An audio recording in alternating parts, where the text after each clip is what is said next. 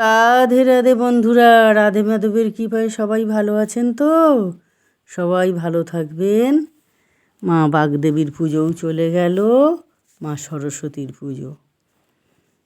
আজকের আমি বানাচ্ছি, কেউ এটা মিস করবেন না, সবাই দেখবেন, না দেখলে কিন্তু ভুল করবেন। মেয়েদের চুলেই সৌন্দর্য। আমি আজকে বানাচ্ছি চুলের একটা রামবাণ উপায়। চুলের গোড়া শক্ত করে, চুল মজবুত করে, আর কোনো কালার করতে হবে না। কালার ছাড়াই হালকা ব্রাউন চলে আসবে চুলে লাগাতে লাগাতে।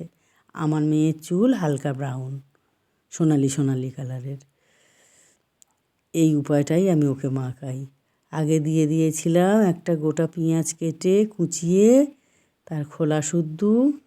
তারপরে দিয়ে দিচ্ছি কারি পাতা, তারপরে অ্যালোভেরা, তারপরে মেথি দানা, কালো জিরে আর জবা ফুল, কটা তুলসী পাতা পড়েছিল সেটাও দিয়ে দিয়েছি।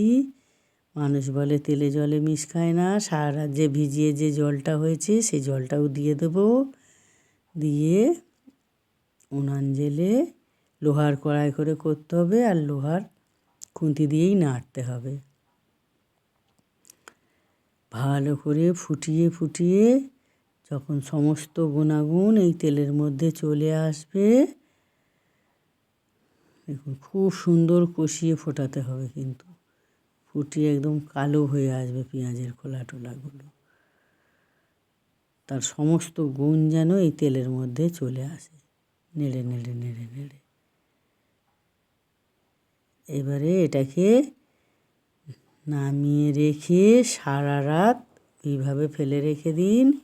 সকালবেলা ঠান্ডা করে একদম পরিষ্কার